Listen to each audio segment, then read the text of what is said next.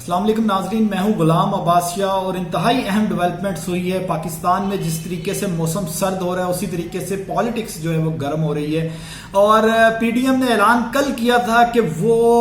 1 فروری کو اعلان کریں گے کہ لانگ مارچ اسلام آباد کی طرف کب آئے گا، اور 31 جنوری کی ڈیڈ لائن دی تھی کہ پرائم منسٹر جو ہیں وہ ریزائن کر دیں، اور ساتھ ہی انہوں نے کہا تھا کہ ان کے اراکین پارلیمنٹ جو ہیں وہ اتنی دیر میں استعفے جمع کروا دیں۔ اب حکومت کی طرف سے وہ پتہ کھیل دیا گیا ہے کہ جو وہ پلاننگ کر رہے تھے، آج یہ کابینہ کے اجلاس میں فیصلہ ہوا ہے کہ سینٹ کا انتخاب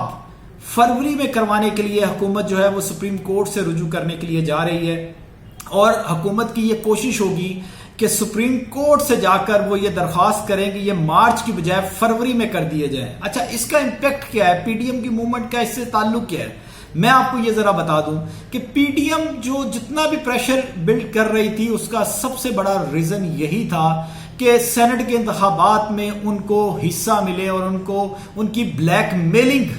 جو ہے وہ کر کے اپنی جو ہے وہ کچھ سیٹیں حاصل کر سکیں، اور اسی لیے انہوں نے کہا اگر اپوزیشن 31 جنوری تک ریزائن دے دیتی ہے، اگر مان لیں کہ پیپلز پارٹی بھی سندھ اسمبلی توڑ دیتی ہے، تو اس سے عمران خان کو پھر کوئی نقصان نہیں ہوگا، کیونکہ سینٹ انتخابات میں پنجاب سے جو پیپلز پارٹی کو سیٹیں ملنی تھی وہ بھی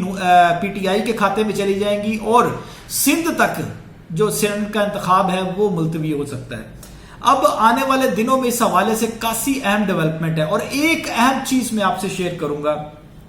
پی ڈی ایم کا مینار پاکستان کا جلسہ جو تھا وہ ناکام ہوا، لیکن اس کا سارا نزلہ، سارا غصہ پاکستان کے میڈیا پر گرایا گیا، اور یہ کہا گیا کہ میڈیا نے سچ نہیں دکھایا۔ مریم نواز اور مولانا فضل الرحمان دونوں نے میڈیا کو کرٹیسائز کیا۔ آج مریم نواز نے خود تسلیم کر لیا کہ وہ جلسہ ناکام تھا۔ وہ کیسے تسلیم کیا وہ میں آپ کو بتاتا ہوں۔ مریم نواز نے آج لاہور کی تمام یونین کونسلز میں اپنی تمام تنظیموں کو فعال کرنے کا اعلان کیا ہے، یعنی کہ اس سے پہلے وہ تمام تنظیمیں غیر فعال تھیں جو لاہور کے جلسے میں نظر نہیں آئیں، اور لاہور کے جلسے میں لوگوں کے نہ آنے کی وجہ مسلم لیگ نواز کی جو لاہور کی تنظیمیں تھیں وہ غیر فعال تھی، جس کی وجہ سے آج یہ کہا گیا کہ وہ تنظیموں کو فعال کرنے کے لیے جا رہے ہیں۔ اور ساتھ ایک اور بات ہوئی، میاں جاوید لطیف کو آپ جانتے ہی ہیں، پی ایم ایل این کے لیڈر ہیں۔ انہوں نے ایک اقرار نامہ دیا۔ وہ کیا تھا؟ انہوں نے کہا کہ 5 سے 6 لوگ جو ہیں وہ وکٹ کے دونوں طرف کھیل رہے ہیں۔ انہوں نے یہ ضرور کہا کہ اسٹیبلشمنٹ والا گروپ جو پی ایم ایل این میں ہے وہ اب کمزور ہو گیا، یعنی کہ انہوں نے یہ تسلیم کیا کہ ایسا گروپ تھا جو نواز شریف کی پالیسیوں کے خلاف تھا، اور ساتھ انہوں نے کہہ دیا کہ 5 سے 6 لوگ ایسے ہیں جو وکٹ کے دونوں طرف کھیل رہے ہیں۔ اب وہ 5 سے 6 لوگ کون ہیں؟ آپ کو پتہ ہے پی ایم ایل این کی اگر مین لیڈرشپ کی بات کی جائے تو وہ کتنے بنتے ہیں؟ 10، 12 یا 14 لوگ۔ اگر اس میں سے ہاف لوگ نواز شریف کے بیانیے سے انحراف کر رہے ہیں تو اس کا مطلب یہ ہے کہ پی ایم ایل این 2 حصوں میں تقسیم ہو چکی ہے، اور میاں شہباز شریف صاحب سے آج بلاول بھٹو زرداری جو ملنے گئے ہیں وہ بھی ان کو پتا تھا، وہ کل مریم نواز سے ملے تھے، انہوں نے یہ ضرور کہا کہ وہ تعزیت کے لیے گئے ہیں، اور کرنی بھی چاہیے، ہماری اخلاقی روایات ہیں، تعزیت کی جاتی ہے، لیکن ان کو یہ بھی پتا ہے کہ اصل پی ایم ایل این کی اب پاور جو ہے وہ شہباز شریف کے پاس ہے، حمزہ شہباز کے پاس ہے، کیونکہ مریم نے جو پولیٹیکل ان کا کیریئر تھا وہ لاہور کے جلسے کی وجہ سے خاصا ڈیمیج ہوا، اور یہ مریم نواز کا اکیلی کا پاور شو تھا، جس کی ناکامی اور کامیابی دونوں مریم نواز کے کھاتے میں جانی تھی۔ اور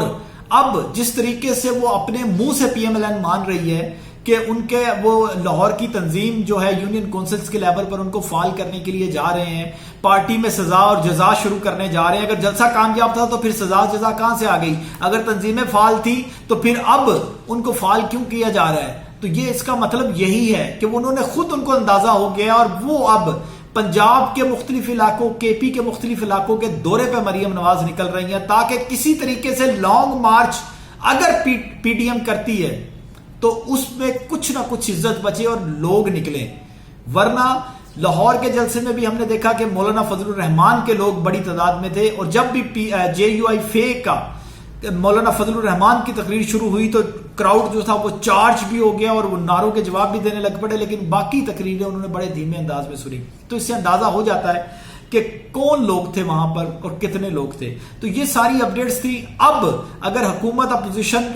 سینٹ کے انتخابات فروری میں کرانے میں کامیاب ہو جاتی ہے تو کیا ہوگا، یہ میں آپ کو بتا دیتا ہوں. یکم فروری کو پی ڈی ایم ڈیسائیڈ کرے گی کہ انہوں نے لانگ مارچ کب کرنا ہے. اگر مثال کے طور پر وہ 2 سے 4 دن یا ایک ہفتہ لیتے ہیں تو وہ 7 تاریخ کو لانگ مارچ کا اعلان کرتے ہیں. 7 فروری کو لانگ مارچ اعلان کرنے کا مطلب یہ ہے کہ 7 فروری کو اگر لاہور سے نکلتے ہیں تو وہ 8 یا 9 فروری کو اسلام آباد پہنچیں گے، اور وہاں پہ حکومت پہ پریشر بلڈ کرنے کے لیے وہاں پہ انہیں بیٹھنا پڑے گا. کم از کم بھی 4-5 دن تو کم از کم ماحول بنانا پڑے گا نا. لیکن اگر supreme court P T I کی درخواست کو تسلیم کر لیتی ہیں تو پھر